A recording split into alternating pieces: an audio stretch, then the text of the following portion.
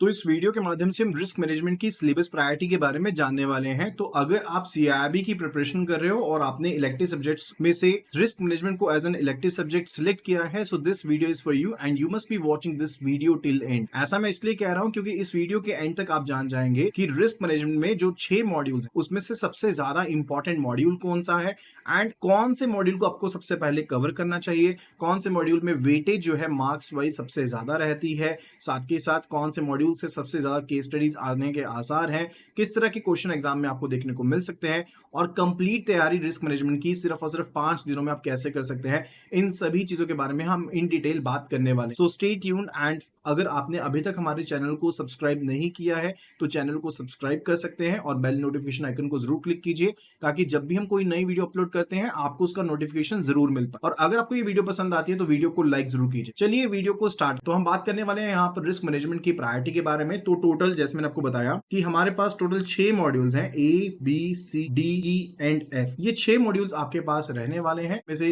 6 के 6 मॉड्यूल में काफी इंपॉर्टेंट चैप्टर्स आपको देखने को मिलेंगे, लेकिन क्वेश्चन आता है कि सबसे ज्यादा इंपॉर्टेंट मॉड्यूल कौन सा रहने वाला। सबसे पहले बात करते हैं कि कौन से मॉड्यूल्स में कितने चैप्टर। मॉड्यूल ए में हमारे पास 5 चैप्टर्स हैं, मॉड्यूल बी में 7 चैप्टर्स रहेंगे, मॉड्यूल सी में 4 चैप्टर्स हैं, मॉड्यूल डी में 6 चैप्टर रहेंगे, मॉड्यूल ई में 11 चैप्टर रहने वाले हैं और मॉड्यूल एफ में 5 चैप्टर रहने वाले। अब अगर टोटल नंबर ऑफ चैप्टर्स हम गो थ्रू करते हैं तो 38 चैप्टर्स आपके टोटल। तो कई बार हम यही सोच के डर जाते हैं कि इतने ज्यादा चैप्टर्स प्रिपेयर कैसे की जाएंगे, कौन से चैप्टर्स को पहले गो थ्रू करना है। यही कारण है कि हम सिलेबस प्रायोरिटी का वीडियो आप लोगों के लिए लेकर, अगर सबसे ज्यादा हाईएस्ट प्रायोरिटी के हिसाब से हम बताएं तो मॉड्यूल ई जो है वो सबसे ज्यादा इंपॉर्टेंट मॉड्यूल कंसीडर किया जाएगा। बेसल 3 के ऊपर बेस्ड है, रिस्क कैपिटल के ऊपर बेस्ड है एंड बहुत ही स्ट्रक्चर्ड मैनर में हमने ये पूरा का पूरा मॉड्यूल कवर किया। मॉड्यूल में हमने बुक को फॉलो ना करते हुए ओवरऑल जो सभी कंसेप्ट, चाहे वो रेपिटेटिव कंसेप्ट हैं, उन सभी कंसेप्ट्स को हमने कवर किया है ताकि आपकी थोरो नॉलेज जो है रिलेटेड टू दिस सब्जेक्ट वो इंक्रीज हो पाए एंड आप क्वेश्चंस को इजीली आंसर कर। So module E is the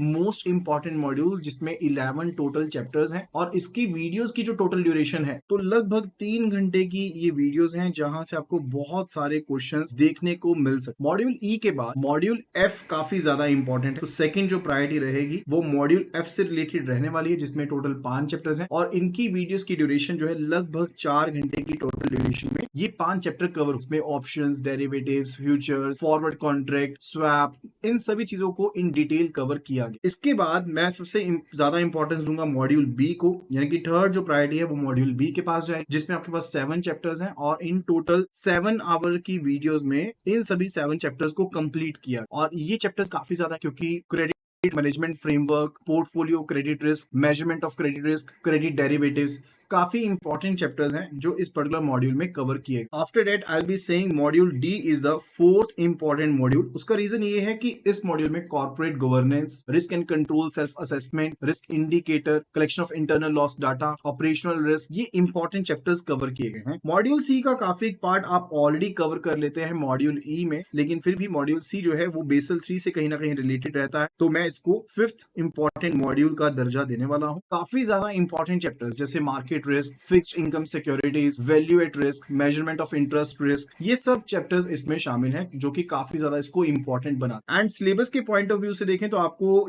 in 5 modules को ही कवर करना है। तो सबसे पहले आप कवर करेंगे मॉड्यूल को, then module F, then module B, then D, then C. इस प्रायोरिटी में आपको मॉड्यूल्स को कवर करना है। तो इन 3 मॉड्यूल्स की जो ड्यूरेशन है वो तो मैंने आपको बता ही दी है। मॉड्यूल सी की जो ड्यूरेशन है वो 3.5 घंटे की है, 3.5 आवर्स की है और मॉड्यूल डी जो है वो भी 2.5 आवर्स के। यानी कि इन 5 मॉड्यूल्स को अगर आप कवर करना चाहें तो सिर्फ और सिर्फ 20 आवर्स वीडियोस को गो थ्रू करते हुए आप इन 5 मॉड्यूल्स को कंप्लीटली कवर कर। साथ में आपको केस स्टडी की वीडियोस भी मिलती हैं तो आप उनको भी डेफिनेटली गो थ्रू कीजिए। टोटल 27 वीडियोस हैं जिनमें 4 आवर 0.5 आवर्स में हमने पूरी की पूरी केस स्टडीज को कवर। तो 20 आवर्स की इन वीडियोस के साथ आप अपना रिस्क मैनेजमेंट का जो एग्जाम है वो टोटली कवर कर। अब बात करते हैं कि कौन से मॉड्यूल से सबसे ज्यादा केस स्टडीज बन सकती। देखिए इसमें जो module module E and module C है, यहाँ पर से बेसल 3 से रिलेटेड काफी ज्यादा अच्छी केस स्टडीज बन सकती हैं। इसके अलावा अगर हम डेरिवेटिव्स की बात करते हैं यानी कि मॉड्यूल एफ की बात करते हैं, तो यहाँ से भी आपको एक अच्छा नंबर केस स्टडीज का देखने को मिल सकता है, क्योंकि डेरिवेटिव्स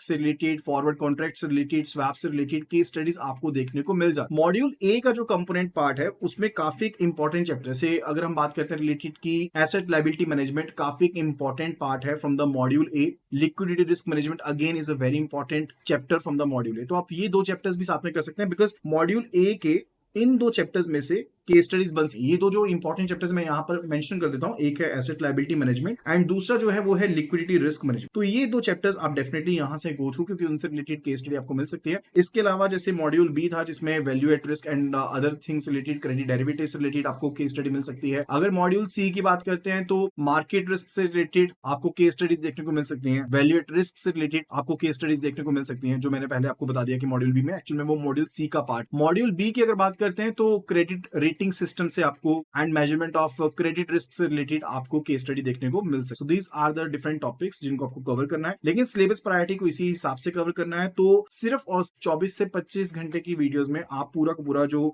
रिस्क मैनेजमेंट है इसकी प्रिपरेशन कर सकते हैं। तो 25 आवर्स हम टोटल ड्यूरेशन लेके चलते हैं, जिसमें आपका पूरा का पूरा रिस्क मैनेजमेंट का कोर्स कंप्लीट हो जाएगा। और आपको 25 hours as it is spend नहीं करने, ये 1x के ऊपर है। आप इन वीडियोस को 1.5x के ऊपर आसानी से गो थ्रू कर सकते हैं। यानी कि कहने का मतलब है कि आपको ये वीडियोस लगभग 16 से 17 घंटे की टोटल ड्यूरेशन की देखनी पड़ेगी एंड आप इनको कवर कर इन 16 टू 17 आवर्स की वीडियोस को आप 5 डेज में डिवाइड कर सकते हैं। तो लगभग 3 से 4 घंटे तक का टाइम आपको डेली बेसिस पर देना पड़ेगा, जिसके साथ आप फुल फ्लेज अपनी प्रिपरेशन कर सकते हैं। अब बात आती है कि ये वीडियोस आपको मिलेंगी, जैसे मैंने आपको वीडियो की शुरुआत में भी बताया कि अगर आप हमारी एप्लीकेशन में अभी की अभी साइन अप करते हैं तो फर्स्ट जो 20 यूजर्स हैं उनको रिस्क मैनेजमेंट का कोर्स फ्री ऑफ कॉस्ट मिलने वाला है। तो बी द फर्स्ट वन, जल्दी से जल्दी साइन अप कर लीजिए। और आपको इसमें full course videos, case study videos, chapter wise questions, mock test, mega test, ये सब चीजें आपको इन डिटेल मिलने वाली हैं। तो आप उनको गो, और इस सिलेबस प्रायोरिटी के हिसाब से ही आपको मॉड्यूल्स को गो थ्रू करना है। ये सिलेबस प्रायोरिटी जो रिसेंट एग्जाम्स हुए हैं उनके बेसिस पर बनाई गई है एंड ईयर टू ईयर ये चेंज, राइट। तो आप काइंडली इसी के अकॉर्डिंगली गो थ्रू कीजिएगा मॉड्यूल्स को एंड स्टार्ट। अगर किसी तरह का फिर भी कोई इशू रहता है, कोई क्वेरी रहती है, do let me know in the comments below. So all the best to all of you for the upcoming exam of the risk management CAIIB। Thank you so much and see you again in next